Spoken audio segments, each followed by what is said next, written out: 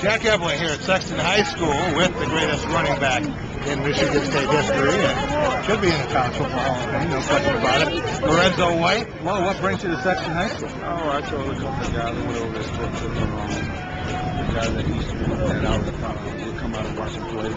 And, I know some of the guys at Sexton, Coach Morgan, and Sexton also. Whenever I'm in the area, I always stop by.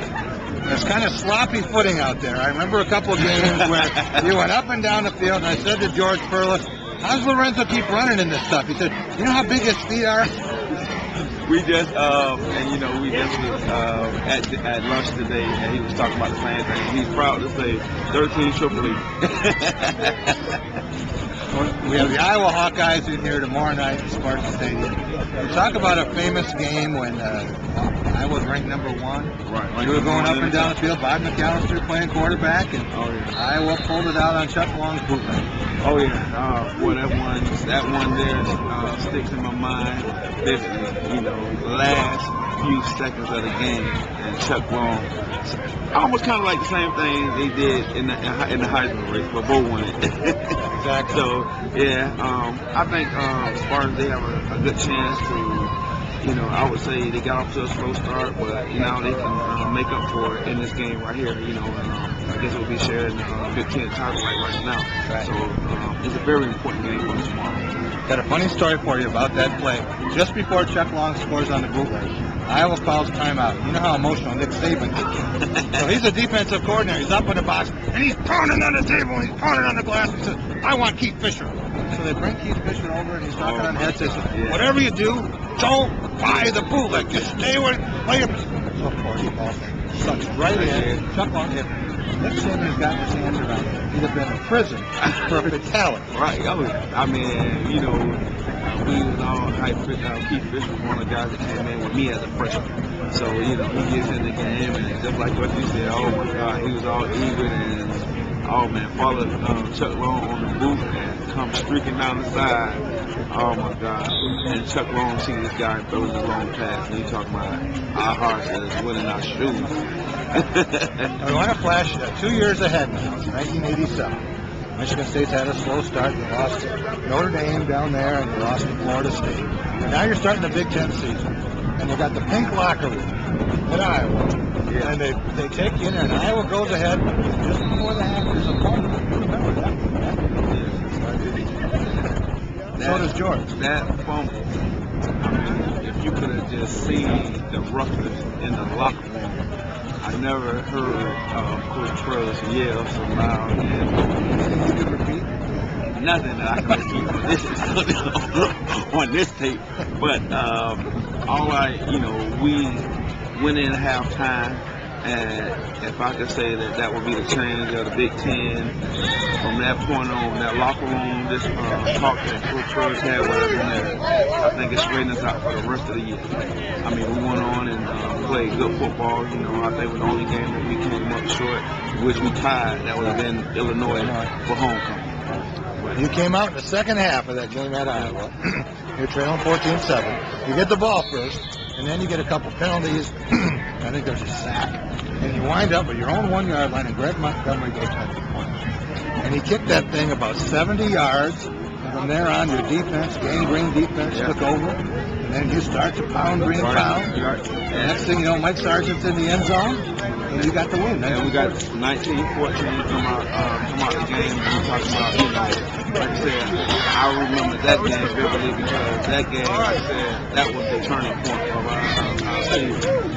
We came back. I mean, we were down. We came out and we played well. And, everybody just put it together. And like you said, the defense, with a great front by Greg, defense shut us down, and then we came back and saw one. All right, you got to talk about the freshman running back now. Mary Capel, he did 2 touchdowns against Michigan. He's going after your freshman rushing record. Well, he won't get the sophomore record, but he might get the freshman record. Well, I hope he, I hope he does, get it, because if he does, that means we're doing well, especially with this game that means so much. I think I got a chance to visit with Larry and Partners on Tuesday. He told him that, I would like to see him and Baker, because Baker came in and he did well too. had a chance, to coach Baker in All-Star All-Star camp down in Florida. Okay. Our top football university. So yeah, I talked with Larry on Tuesday, and what a great guy. I look at this guy with power and this and that, and I was like, wow. And I just was discussing at the Detroit News when they did an interview with me. I was just telling them they were talking about what do you think about the bike. I said, with MSU, the good thing about that is you're gonna have that part and a little bit of time when you're down to pick running backs, because that's what happened with with TJ when they got him from defense. We didn't have a really running game. Then TJ came on and he played well. And I told him it just takes a little while. Once they go through it and figure out which guy is going to be, they got a few good bikes. They're talking about, they don't want to rush him too much. They don't want to carry the ball more than 25 times. I looked at Steve Grintel and I said, do you remember when Lorenzo carried 102 times in 2 weeks? 2 weeks. And your mother was concerned. Yeah, that's because everybody was calling her and, he's going to kill your son. He's not going to be able to play pro. And I go and talk to Coach Furley and say, yeah, your mom's worried, huh? So call and tell her I'm going to give it to you 40 times this week. But, like I said, when I talk to the guys now, when I travel around the country training some of the top running backs, and I just tell them that's part of being in condition. You can be in condition to carry the ball. It's good. And, don't feel bad if you can't. But, like I said, it's more of a conditioning thing. Last thing, night football tomorrow. It all started with you guys. 1987. How many teams beat USC twice in 1 year?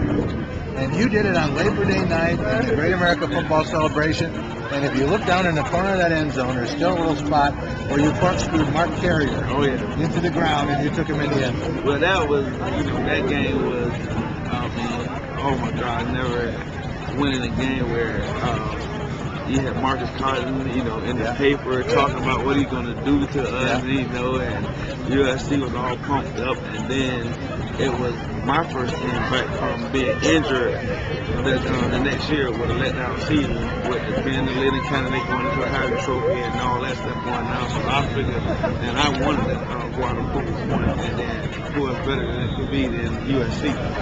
Man, they came up hype, and we played really, really well. That was a Monday night football game. That was a Monday night football game, and we had the tailgate. I guess they had Christmas in.